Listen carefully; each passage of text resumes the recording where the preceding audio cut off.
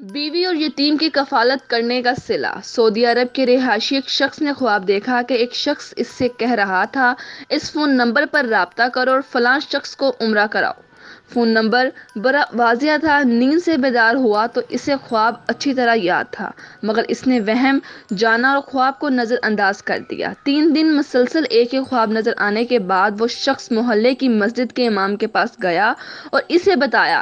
امام مسجد نے کہا، فون نمبر یاد ہے تو پھر اس شخص سے رابطہ کرو اور اسے عمرہ کروا دو۔ اگلے روز اس شخص نے خواب میں بتایا ہوا نمبر ڈائل کیا۔ جس شخص نے فون اٹھایا، اس سے ضروری تعارف کے بعد اس نے کہا، مجھے خواب میں کہا گیا ہے کہ میں تمہیں عمرہ کرواؤں، لہٰذا میں اس نیک کام کی تکمیل کرنا چاہتا ہوں۔ جس آدمی کو اس نے فون کیا وہ زور سے ہنسا اور کہنے لگا، کون سے عمرہ کی بات کرتے ہو؟ میں نے تو مدت ہوئی کبھی فرض نماز بھی ادا نہیں کی اور تم کہتے ہو کہ تم مجھے عمرہ کروانا چاہتے ہو۔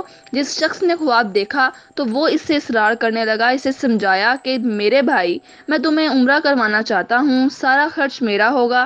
خاصی بحث اور تہمیب کے بعد آدمی اس شرط پر رضامند ہوا کہ ٹھیک ہے، میں تمہارے ساتھ عمرہ کروں گا، مگر تم مجھے واپس ریاض میرے گھر لے کر آؤ گے اور تمام تر اخراجات تمہارے ہی ذمہ ہوں گے۔ وقت مقرر پر جب وہ ایک دوسرے کو ملے تو خواب والے شخص نے دیکھا کہ واقعی وہ شکل و صورت سے کوئی اچھا انسان نہیں دکھائی دیتا تھا۔ اس کے چہرے سے عیان تھا کہ وہ شرابی ہے اور نماز کم ہی پڑھتا ہے۔ اسے بڑا تعجب ہوا اور یہ وہی شخص ہے جسے عمرہ کرنے کے لیے خواب میں 3 مرتبہ کہا گیا ہے۔ دونوں شخص مکہ مکرمہ عمرہ کے لیے روانہ ہو گئے۔ میقات پر پہنچے تو انہوں نے غسل کر کے احرام باندھا اور حرم شریف کی طرف روانہ ہوئے۔ انہوں نے بیت اللہ کا طواف کیا، مقام ابراہیم پر 2 رکعت نماز ادا کی، صفا اور مروہ کے درمیان سعی کی، اپنے سروں کو منڈوایا اور اس طرح عمرہ مکمل ہو گیا۔ اب انہوں نے واپسی کی تیاری شروع کر دی۔ حرم سے نکلنے لگے تو وہ شخص جو بہت کوشش سے عمرہ کرنے پر آمادہ ہوا تھا کہنے لگا، دوست، حرم چھوڑنے سے پہلے میں 2 رکعت نفل ادا کرنا چاہتا ہوں، نہ جانے دوبارہ عمرہ کی توفیق ہوتی بھی ہے یا نہیں۔ اسے کیا اعتراض ہوتا؟ اس نے کہا، نفل پڑھو اور بڑے شوق سے پڑھو۔ اس نے اس کے سامنے نفل ادا کرنے شروع کر دیے۔ جب سجدے میں گیا تو اس کا سجدہ طویل سے طویل تر ہوتا چلا گیا۔ جب کافی دیر گزر گئی تو اس کے دوست نے اسے ہلایا۔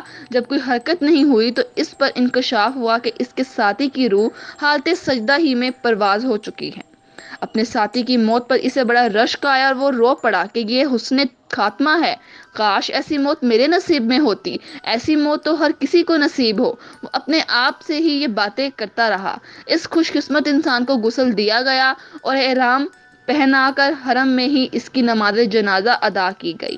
ہزاروں فرنزاد اسلام نے اس کا جنازہ پڑھا اور اس کی مغفرت کے لیے دعا کی گئی۔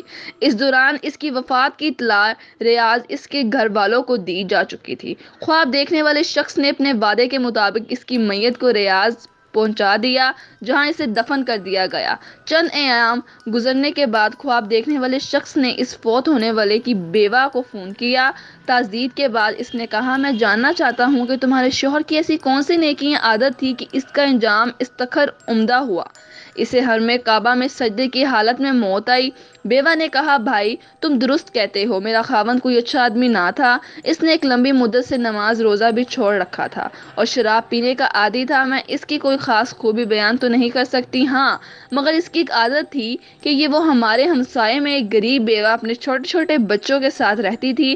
میرا شوہر روزانہ بازار جاتا تو جہاں اپنے بچوں کے لیے کھانے پینے کی چیزیں لاتا، وہ اس بیوہ اور اس کے یتیم بچوں کے لیے بھی لے آتا اور اس کے دروازے پر رکھ کر اسے آواز دیتا کہ میں نے کھانا باہر رکھ دیا ہے، اسے اٹھا لو۔